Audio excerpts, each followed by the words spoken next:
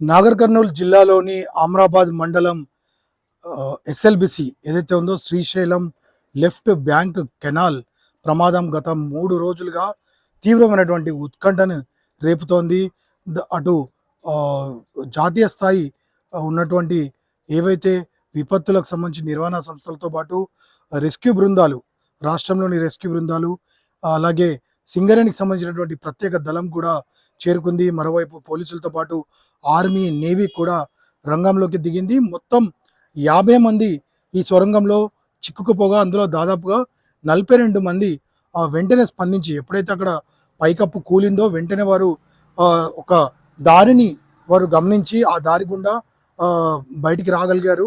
కానీ అవతల వైపు చిక్కుకున్న మిగతా 8 మంది జాడ ఇప్పటికీ తెలియడం లేదు. దీనికి సంబంధించి ఇప్పటికే అటు ఆర్మీతో పాటు నేవీ ప్రత్యేక ఆపరేషన్లకు కూడా నిర్వహిస్తోంది. కేంద్రం ఇప్పటికే 3 హెలికాప్టర్లను పంపించింది.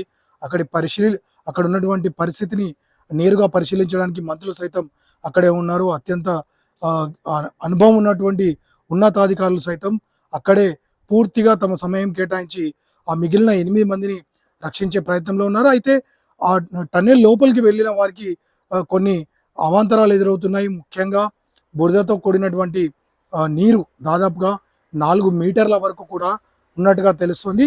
ఇలాంటి దుర్ఘటనలు జరిగినప్పుడు ఇవేవైతే ఉంటాయో ఈ నేల భాగం ఇది పొరలుగా ఉంటుంది. ఒకసారి టన్నెల్ కనుక కూలినట్లయితే దానిలోకి వెళ్ళడంలో అనేక క్లిష్టమైనటువంటి పరిస్థితులు ఏర్పడతాయి. అది మళ్ళీ కూడా తిరిగి లోపలి భాగాలు పెచ్చులుగా ఊడిపోయే అవకాశం ఉంటుంది. కాబట్టి అధికారులు కూడా చాలా జాగ్రత్తగా వెళ్తున్నారు. అయితే లోపలికి వెళ్ళిన బృందాలు దాదాపు కొంత దూరం వరకు కూడా చేరుకోగలిగాయి. ఆ తర్వాత ఆ కూలిన ప్రాంతం అంతా కూడా ఎటు వెళ్ళలేని స్థితిలో ఉండడంతో తమ అరుపులతో అంటే ఎవరైతే చిక్కుకున్నారో వాళ్ళను పేర్లు పెట్టి పిలుస్తూ వారి జాడ కనుక్కునే ప్రయత్నం చేస్తున్నారు.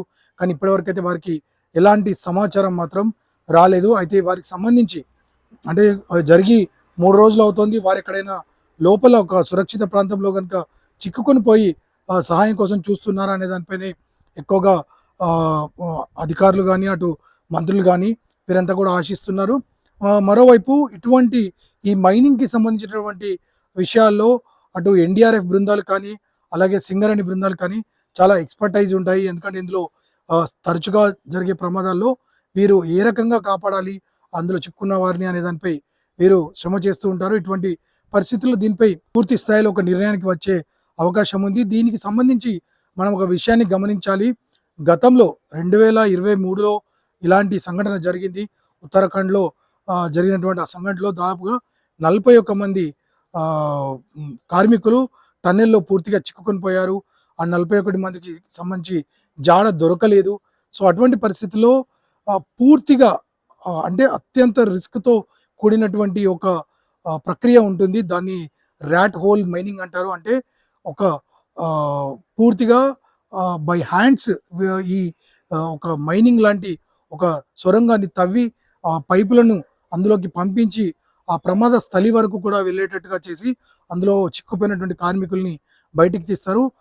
సేమ్ ఇటువంటి పరిస్థితి ఉత్తరాఖండ్లో ఈ టన్నెల్కి సంబంధించి నిర్మాణ పనుల్లో అప్పుడు దాదాపుగా 41 మంది చిక్కుకుపోగా అప్పటి అధికారులు అన్ని ప్రయత్నాలు చేసిన తర్వాత చివరిగా ఈ ర్యాట్ హోల్ మైనింగ్ని వీరు ఆశ్రయించడం జరిగింది. ఎందుకంటే ఇప్పుడు ఈ ప్రమాదంలో కూడా పూర్తిగా ఎంత టెక్నాలజీ ఉందో అంటే అటు ఇండియాలో అవైలబుల్గా ఉన్నటువంటి టెక్నాలజీ పూర్తిగా కూడా వాడుతున్నారు. కానీ ప్రస్తుతానికి మాత్రం జాడ తెలియడం లేదు. ఇటువంటి పరిస్థితుల్లో ర్యాట్ హోల్ మైనింగ్ ద్వారా అక్కడి వరకు వెళ్ళగలిగితే అంటే వారి ప్రమాదం జరిగిన ప్రాంతం వారు ఉండే ప్రాంతం ఒక అంచనాకు వచ్చి అక్కడ వరకు కనుక ఈ ర్యాట్ హోల్ మైనింగ్ కనుక చేసినట్లయితే వాటి ద్వారా బయటికి తీసుకొచ్చే అవకాశం ఉంది. ఇలాంటి సంఘటన సిస్కారాలో గతంలో ఈ ఉత్తరాఖండ్లోని సిస్కారాలో జరిగినప్పుడు విజయవంతంగా ఆపరేషన్ పూర్తయింది. అప్పుడు చిక్కుకుపోయినటువంటి 41 మంది కూడా విజయవంతంగా బయటికి తీసుకురాగలిగారు. అది కూడా 16 రోజుల తర్వాత.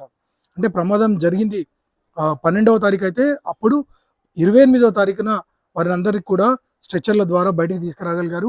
ఒక చిన్న హోల్ అంటే ఒక మనిషి పట్టేంత హోల్ చేయడం ద్వారా లోపలి వరకు వెళ్ళి వారిని తీసుకొని వచ్చే ప్రయత్నం చేస్తారు. ఎందుకంటే మెషినరీ పరంగా కొన్ని లిమిట్స్ ఉంటాయి కాబట్టి దీనిపై అధికారులు పూర్తి స్థాయిలో చర్చిస్తున్నట్టుగా తెలుస్తోంది. ఒకవేళ ఈ ఈ ఈ ప్లాన్ ఏదైతే ఉందో ఇది ఇంప్లిమెంట్ చేసినట్లయితే సక్సెస్ అయ్యే అవకాశాలు కూడా ఉంటాయని అంటున్నారు. కానీ ఒక్కొక్క ప్రాంతంలో భౌగోళిక పరిస్థితులు అంటే జియోగ్రఫికల్‌గా ఒక్కొక్క నేల ఒక్కో రకంగా ఉంటుంది. కొన్ని ప్రాంతాల్లో మైనింగ్ చేసినట్లయితే అది మరోసారి కూలే అవకాశం ఉంటుంది. కాబట్టి దీనిపై పూర్తిగా చర్చించిన తర్వాతే నిర్ణయం తీసుకునే అవకాశం ఉంది.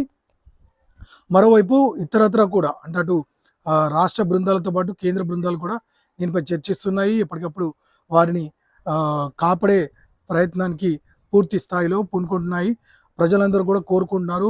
చిక్కుకుపోయిన 8 మంది కూడా ప్రాణాలతో బయటికి రావాలని మనము కూడా ఆశిద్దాం. ఫణిరాజ్ ఫ్రమ్ కరీంనగర్.